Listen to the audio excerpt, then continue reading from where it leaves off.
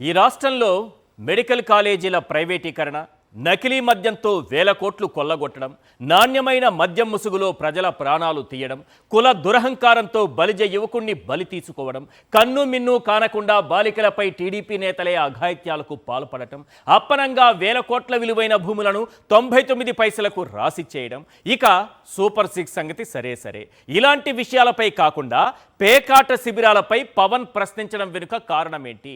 గతంలో ఇలానే ప్రశ్నించిన వైఎస్ఆర్సీపీ ఎమ్మెల్యే తాటిపర్తి చంద్రశేఖర్పై ఇదే ప్రభుత్వం కేసులు పెట్టింది. ఇన్నాళ్లకు నేనున్నానంటూ పవన్ పేకాట శిబిరాలపై ఒక్కసారిగా హడావిడి చేయటం దేనికి సంకేతం? ఈ ప్రశ్నల మధ్య ఇవాల్టి బిగ్ క్వశ్చన్ ఒక్కసారి మనం బిగ్ స్క్రీన్ పైన చూద్దాం. ఎస్, పవన్ అప్పుడప్పుడు పరకాయ ప్రవేశం చేస్తే ఎవరికి లాభం, ఎవరికి నష్టం? ఇదే ఇవాల్టి బిగ్ క్వశ్చన్. పవన్ కళ్యాణ్ అప్పుడప్పుడు పరకాయ ప్రవేశం, కొన్ని పాత్రలు ఎంచుకొని ఆ పాత్రల్లోకి పరకాయ ప్రవేశం చేస్తున్నారు. ఈ పరకాయ ప్రవేశం చేస్తే లాభం ఎవరికి, నష్టం ఎవరికి? లూలుకు భూములపై కేబినెట్ భేటీలో పవన్ నిలదీశారు. వేల కోట్ల విలువైన భూములు అప్పనంగా అప్పగించడం ఆగిందా? మరి భూముల ధారాదత్తం ఆగలేదంటే పవన్ మాటకు విలువ ఇచ్చి లూలుకు భూములపై సీఎం ప్రకటన చేయలేదంటే పవన్ ఎందుకు నిలదీసినట్టు? ఇదే విషయాన్ని గతంలోనే వైఎస్ఆర్సీపీ ప్రశ్నించినప్పుడు పవన్ ఎందుకు సైలెంట్గా ఉన్నట్టు? ఈ విషయంలో లాభపడింది లూలు మాత్రమేనా? ప్రశ్నించిన పవన్ కళ్యాణ్ కూడానా? శాంతి భద్రతల పరిరక్షణలో హోంశాఖ ఫెయిల్యూర్పై పవన్ నిలదీశారు. హోంశాఖ పనితీరులో ఏమైనా మార్పు వచ్చిందా? మార్పు రానప్పుడు పవన్ ఎందుకు ప్రశ్నించినట్టు? నేనే హోంమంత్రిని అయితే పరిస్థితి వేరేలా ఉండేదని డైలాగులు ఎందుకు కొట్టినట్టు? తనకు సంబంధం లేని హోంశాఖలో ఎందుకు వేలు పెట్టినట్టు? రాష్ట్రంలో అదుపు తప్పిన శాంతి భద్రతలపై వైఎస్ఆర్సీపీ గొంతు చించుకొని అరుస్తున్నప్పుడు పవన్ కళ్యాణ్ ఎందుకు సైలెంట్గా ఉన్నట్టు? భీమవరం డీఎస్పీ జయసూర్యపై ఫిర్యాదులు వస్తున్నాయని పవన్ అన్నారు. డిప్యూటీ స్పీకర్ను కాదని డీఎస్పీపై చర్యలు తీసుకునేదెవరు? మరి అదే డీఎస్పీకి డిప్యూటీ స్పీకర్ రఘురామకృష్ణరాజు ఎందుకు మద్దతుగా నిలిచినట్టు? ఆయన మద్దతుండగా డీఎస్పీపై చర్యలుండవని తెలిసి పవన్ ఎందుకు డీజీపీకి లేఖ రాసినట్టు? రాష్ట్రంలో చట్టవిరుద్ధంగా నడుస్తున్న పేకాట క్లబ్బులపై తనకు నివేదిక ఇవ్వాలని డీజీపీని పవన్ కళ్యాణ్ ఎందుకు ఆదేశించారు? ఒకవేళ డీజీపీ నివేదిక ఇస్తే పవన్ ఏం చేస్తారు? తన చేతిలో లా అండ్ ఆర్డర్ లేకున్నా నివేదిక తెప్పించుకుని ఏం సాధిస్తారు? తనకు సంబంధం లేని శాఖలో కాలు వేలు పెట్టడం ద్వారా పవన్ కళ్యాణ్ ఎలాంటి సంకేతాలు ఇవ్వాలనుకుంటున్నారు? పేకాట శిబిరాలపై డీజీపీ నివేదిక ఇచ్చినా తాను చేసేదేమీ లేదని తెలిసినా ఈ డ్రామాలు ఆడుతున్నారంటే దీని వెనుక ఉన్న అసలు మతలబు ఏంటి? ఒకటి కాదు, రెండు కాదు, అనేక కారణాలు కనిపిస్తున్నాయి. మీరు దశావతారం సినిమా చూశారు కదా? దశావతారం సినిమాలో కమల్ హాసన్ది 10 పాత్రలు. ఆయన 10 పాత్రలు పోషించినట్టుగా పాలిటిక్స్లో నటిస్తున్నటువంటి పవన్ కళ్యాణ్ పొలిటికల్ స్క్రీన్ పైన ఒకే సినిమాలో ఒకేసారి 8 పాత్రలు పోషిస్తున్నారు. ఒక్కసారి అవేంటో స్క్రీన్ పైన చూద్దాం. ఎస్, ఇప్పుడు పవన్ కళ్యాణ్ లూలు పైన ప్రశ్నించారు, పవన్ కళ్యాణ్ శాంతి భద్రతలపైన ప్రశ్నించారు, పవన్ కళ్యాణ్ పేకాట శిబిరాలపై ప్రశ్నించారు. ఎందుకు? ఇవన్నీ కూడా వైఎస్ఆర్సీపీ ప్రశ్నించిన అంశాలే. కాకపోతే ఆలస్యంగా పరకాయ ప్రవేశం చేసి కొన్ని క్యారెక్టర్ని పోషిస్తున్నటువంటి ఓ కొత్త క్యారెక్టర్ని పోషిస్తున్నటువంటి పవన్ కళ్యాణ్ ఒకే సినిమాలో 8 పాత్రలు ఎలా పోషించారో ఒక్కసారి స్క్రీన్ పైన చూద్దాం. దీనికి కారణాలు ఏంటని అన్వేషిస్తే మనకు 8 పాయింట్లు కనిపిస్తున్నాయి. పాయింట్ నెంబర్ 1, డిప్యూటీ సీఎంగా ఆధిపత్యం చూపించడం. ఎస్. పాయింట్ నెంబర్ 2, ఎవరి వాటాలు ఎంతో తేల్చుకోవడం. పాయింట్ నెంబర్ 3, బాబు కోసం డైవర్షన్ పాలిటిక్స్ చేయటం. పాయింట్ నెంబర్ 4, ప్రతిపక్ష పాత్ర పోషిస్తున్నట్టు బిల్డప్ ఇవ్వడం.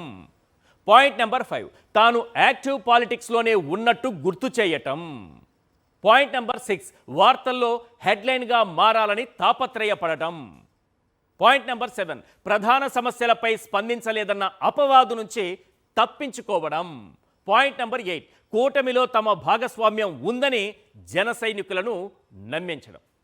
ఈ 8 పాయింట్లు కరెక్ట్ కావచ్చు, లేకపోతే ఈ 8 ఏ ఒక్కటైనా కరెక్ట్ కావచ్చు, లేకపోతే ఈ 8 ఏ కొన్నైనా కరెక్ట్ కావచ్చు. వీటిని దాటి మాత్రం జవాబు లేదు. చాలా క్లియర్గా మనకు అర్థమవుతోంది.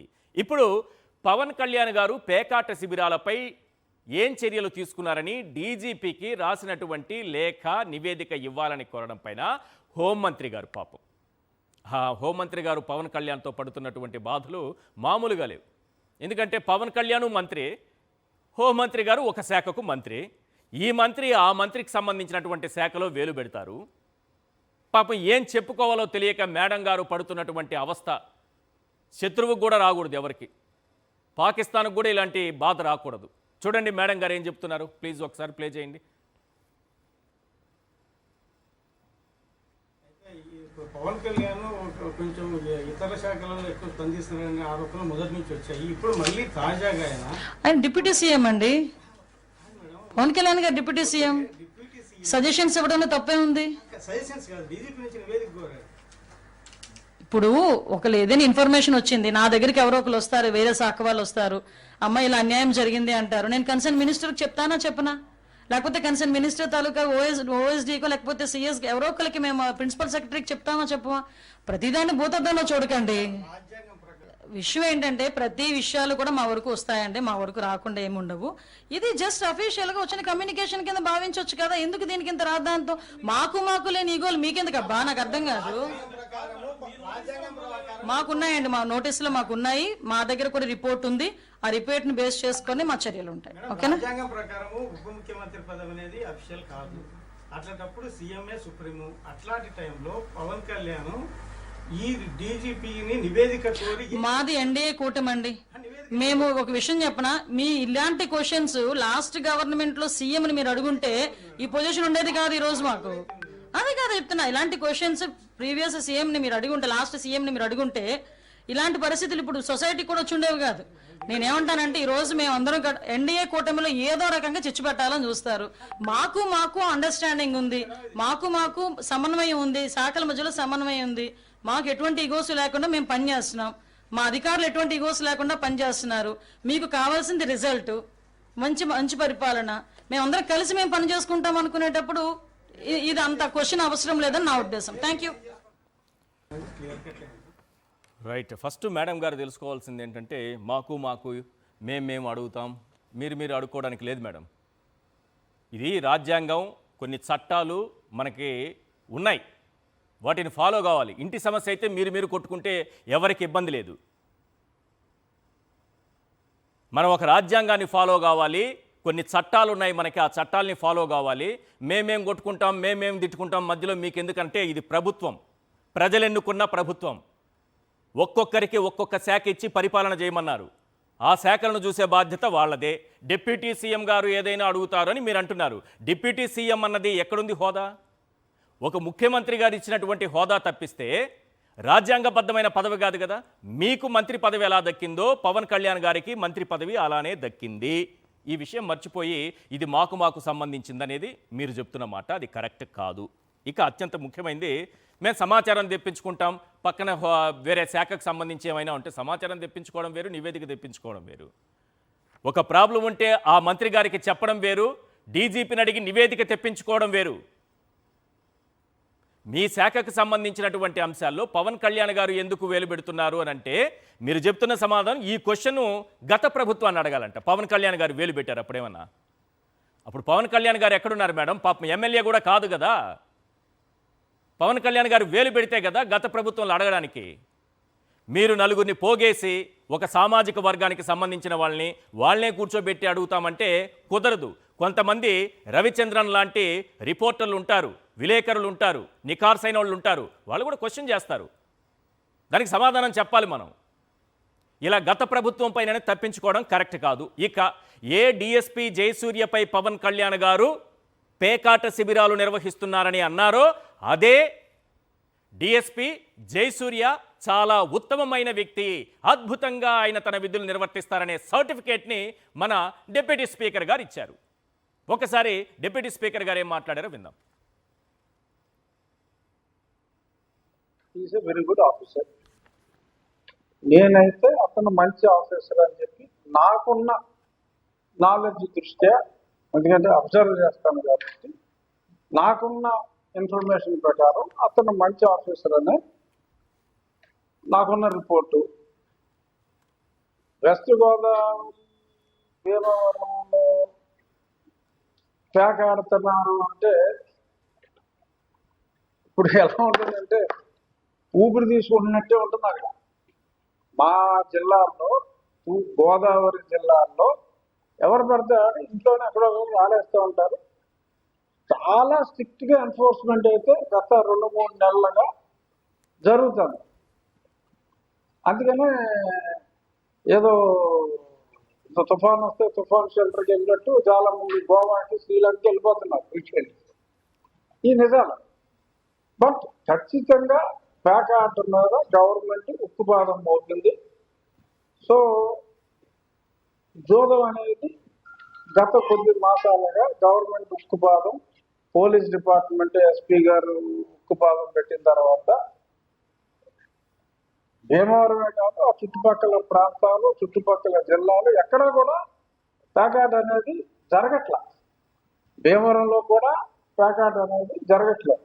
ఆయన నిజాలు నాకు తెలియజేయండి అని చెప్పి ఎస్పీ గారిని అడిగినట్టుగా నేను వాళ్ళ పేపర్లో, అన్ని పేపర్లలో చూశాను. సో ఎస్పీ గారు రిపోర్ట్ ఇస్తారు.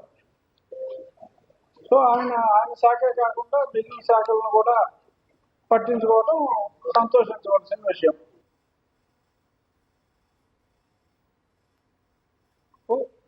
రైట్, ఒకసారి ఈ దృశ్యాలను చూడండి, ఒకసారి ఆ దృశ్యాలను వినండి.